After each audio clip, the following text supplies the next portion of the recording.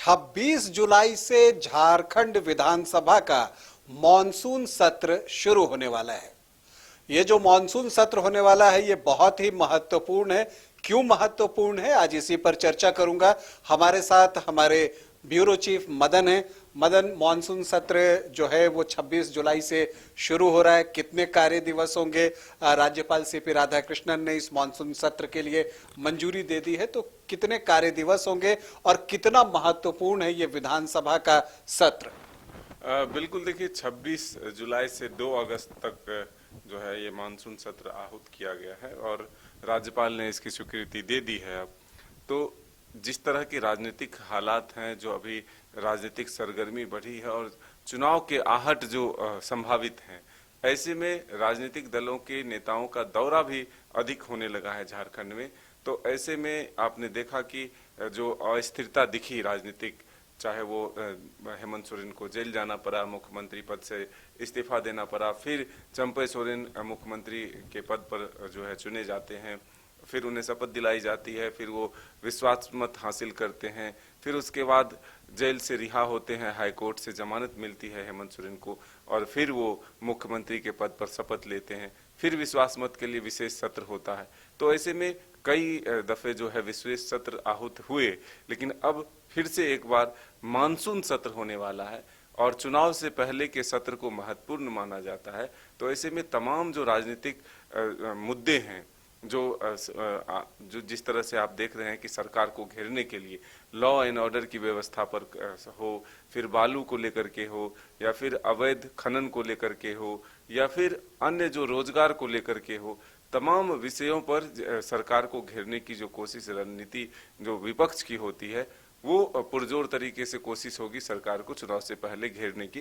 तो देखिए, ये भी है मदन के, अगर आप देखिए तो 29 तारीख को अनुपूरक बजट पेश किया जाएगा, फिर 30 पर उस पर चर्चा होगी। तो इस लिहाज से भी ये जो मॉनसून सत्र है वो बहुत महत्वपूर्ण है, क्योंकि अनुपूरक बजट आना है। इसके अलावा जैसा आपने कहा कि अब चुनाव की आहट जो है वो साफ साफ सुनाई देने लगी है, तो ऐसी परिस्थिति में कई विधेयक भी होंगे जो सरकार को इस सत्र में पास कराना होगा। सिर्फ 6 दिनों का 6 कार्य दिवस हैं ये, तो उसी में उन सारे विधेयकों को भी आपको पास करवाना पड़ेगा, ताकि आप चाहते हैं कि चुनाव के पहले जो पॉपुलिस्ट जो योजनाएं होती हैं, जो जनता को प्रिय लगती हैं, उन योजनाओं को जो है वो क्रियान्वित किया जा सके। तो इस लिहाज से भी देखें तो ये महत्वपूर्ण है। और एक बात और कि आप मानकर चलिए कि ये जो मॉनसून सत्र है, मुझे ऐसा लगता है कि ये इस विधानसभा का आखिरी सत्र जो है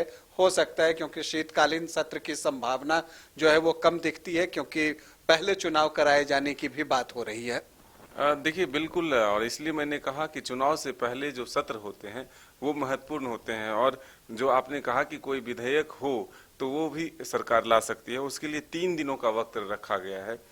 जैसे आप देखें 31 जुलाई, 29 जुलाई को जरूर वित्तीय वर्ष 2024-25 का प्रथम अनुपूरक बजट जो है वो पेश किया जाएगा, लेकिन उसके बाद 31 जुलाई, 1 अगस्त और 2 अगस्त, ये 3 दिन जो है विधेयकों के लिए रखा गया है। प्रश्नकाल है और सीधे अगर विधेयक हो तो उस पर जो है चर्चा हो सकती है, विधेयक सदन में रखा जा सकता है, वोटिंग हो सकती है।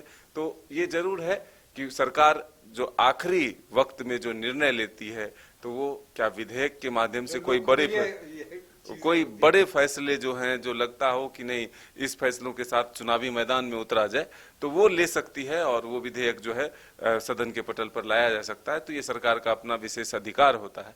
तो ये हम कह सकते हैं कि एक चुनावी घमासान जो है वो सदन में भी देखने को मिलेगा। सत्ता पक्ष विपक्ष को जवाब देने की कोशिश करेगी, विपक्ष सरकार को घेरने की कोशिश करेगी। जी, जैसा आपने कहा कि जो विपक्ष है वो सरकार को घेरने की कोशिश करेगी, क्योंकि चुनाव जो है बिल्कुल सर पर है, तो विपक्ष भी कोई मौका गंवाने नहीं देना चाहेगा और वो जितनी मुश्किलें पैदा कर सकता है अपनी चर्चाओं से, अपने तर्कों के साथ वो पेश करने की कोशिश करेगा।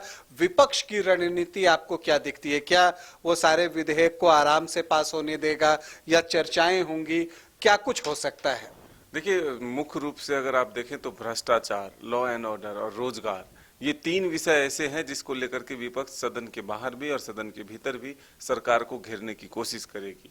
तो अब इसके अलावे अन्य जो कई चुनावी वादे हैं, चाहे वो बेरोजगारी भत्ता को लेकर के हो, किसानों की ऋण माफी को लेकर के हो, या पेट्रोल पे सब्सिडी का हो, या फिर बिजली मुफ्त देने की हो, तमाम तरह की जो योजनाएं हैं सरकार की, जो घोषणाएं हैं, उसको लेकर के सरकार को पुरजोर तरीके से इस बार घेरने की कोशिश होगी, क्योंकि जनता के बीच दोनों को जाना है। तो कौन कितना किसका हमदर्द और किसने किसका कितना काम किया, ये हिसाब किताब दिखाने की कोशिश होगी। तो मॉनसून सत्र हंगामेदार होगा? बिल्कुल आसार हैं, और इस मानसून बारिश के साथ साथ जो है खूब चर्चा होगी, खूब बहस होगी, ऐसे आसार दिख रहे हैं। तो देखिए, ये सूचना है कि जो झारखंड विधानसभा का मॉनसून सत्र है वो 26 जुलाई से शुरू हो रहा है, 2 अगस्त तक ये चलेगा। 6 कार्य दिवस हैं। 29 तारीख को इस वित्तीय वर्ष का अनुपूरक बजट पेश किया जाएगा। इसके बाद 30 को उस पर चर्चा होगी। कई प्रमुख विधेयक पास कराने की चुनौती सरकार के सामने है, वो उसे पास कराना चाहेगी। दूसरी तरफ विपक्ष जो है सदन में सरकार को घेरने का प्रयास करेगा। जो कुछ भी होगा वो बताने के लिए हम आपके पास आते रहेंगे। अभी आपसे अनुमति चाहेंगे, इजाजत दें, नमस्कार।